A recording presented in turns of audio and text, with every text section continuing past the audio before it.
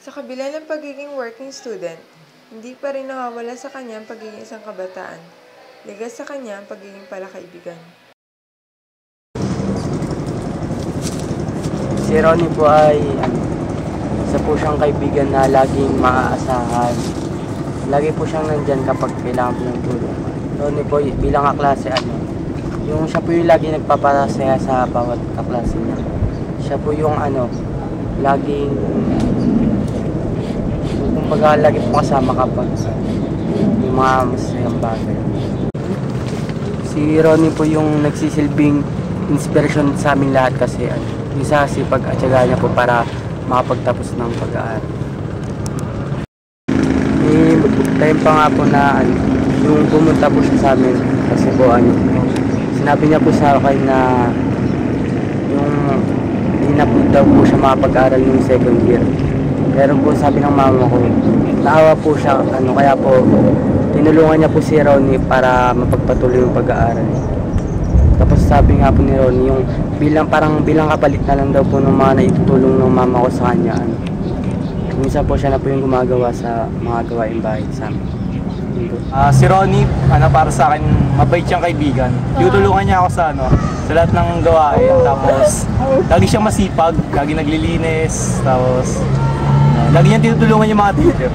Si Ronnie, ginagawa niya yung lahat para tulungan niya yung pamilya niya. Tapos para makakain yung mga kapatid niya.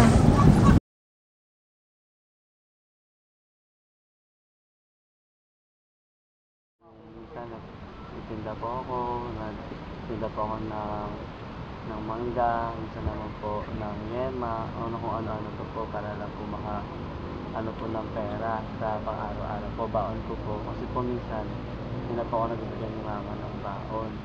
Kaya po minsan po, ang ginagawa ko po, para pag tanghali po, naghugas po ako ng plato doon sa canteen po namin.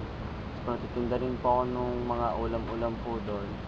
Habang nagtitinda po doon, syempre po minsan po nakakatakot kasi po minsan po sungitan ka ng mga estudyante doon.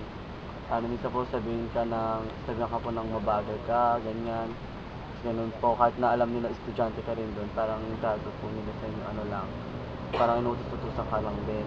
Pero ako po okay lang sa akin kasi nga, syempre kung gusto mo magkaroon ng pera, parang mabilis ang pera, syempre magtitiis ka po kung ano po sasabihin ng mga kapwa estudyante o mag-aaral ng eskwelahan. So pag ganun po, minsan po pag uwi na po kami, dito po kami nadiretso. Dito po kami nagtatambay ng mga kaibigan ko po. Minsan po dito kami naglalaro, nanguhuli po kami ng mga alimasag, ganyan. Tapos dito rin po minsan po kami, nagpipicture po kami ng mga classmates ko po. Tapos dito rin po kami minsan nagpipiknik po pag may pera. Nililibre po nila ako. Ganun po.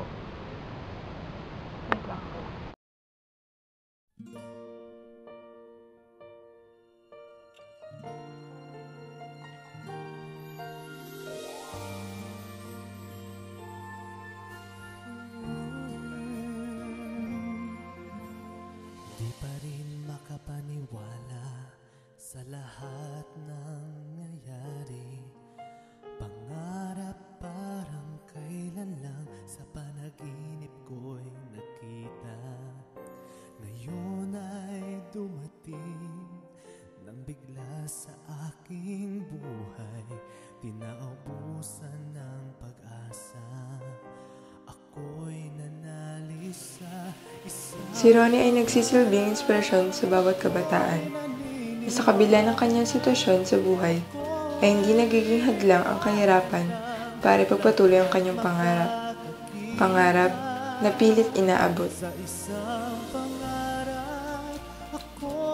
Sa bawat hirap at sakripisyong dinadanas niya, naniniwala siya na balang araw masusuklian iyon. Hindi masamang mangarap, lalo na kung ito na lang ang pinanghahawakan. Pag-asang hindi kailanman mapapawi. Dukha man si Ronnie sa mga mata ng iba, mayaman naman siya sa pagmamahal ng pamilya, kaibigan, at higit sa lahat, mayaman sa pangarap. Kaano-ano mo si Ronnie? Kuya ko po siya. Bali pang ilang ka sa magkakapatid? Pang-tatlo po. Di ba galing kang Laguna? Opo. Anong ginagawa mo sa Laguna? Nagtatrabaho po ako. Tinutulungan ko po yung lola ko. Anong trabaho mo dun sa Laguna? Nagpupukpok po ng bubog.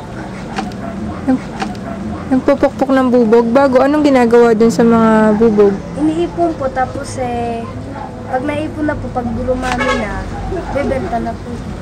Bago, bakit kayo bumalik ulit dito ng ate mo? Di ba kasama mo yung ate mo? Opo. Para po maghanap ng trabaho.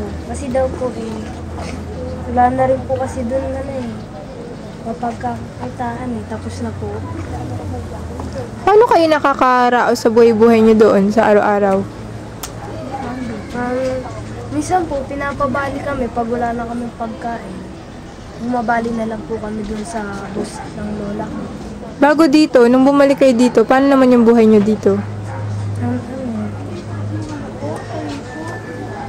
Meron naman po kasi trabaho yung papa ko. Siya po yung nagpapakain nyo sa amin. Maasa naman po ako sa papa ko.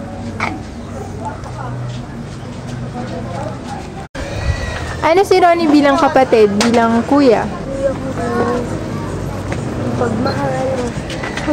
Lahat ng meron siya, bibigyan niya na lang po sa amin kahit meron siya. Sobrang proud ko talaga po sa kanya. Ano yung hindi mo makakalimutan na ginawa sa'yo ng kuya Ronnie mo? Lagi niya po kahit pag may sakit ako, pag binibili ng gamot ko, kapag po wala na akong gamit, bibilan niya rin po ako. Anong wish mo para kay kuya Ronnie? Sana po matulungan kami na. Matulungan saan? Sana po maraos kami. Magandang hapon po na Ronnie. Ayun, ito po yung napagtulungan namin kakakasi mo ng grupo para may tulungan. Sana po mapasaya namin kayo at makatulong kami kahit sa konting kalagalagan. Binigay niyo, maraming salamat. Ito po, may itlog po. Yan. Puro mga pang-ulam po. Itlog na pula. Salamat. Mga biscuit po ng mga bata. Wafer po. Ito po, merong mga asukal, mga sardinas po, kape.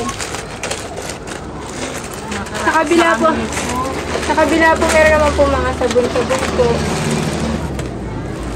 Sana makatulong sa inyo yan, Nanay Ronnie. Po, maraming salamat po. Thank you po talaga, sobra po. Hindi po ako iyak, nahiya po ako. Pero kahit ko di ako umiyak, sana po makita na sobrang tuwa po. Siyempre po, wala naman po kaming pera na pambili ng ganito marami po. Kaya na lang po kasi sweldo po si Papa. Isa po, kapos pa po. Kaya po, maraming salamat po talaga sa inyo. Kami pong lahat. Thank you po talaga. God bless you po.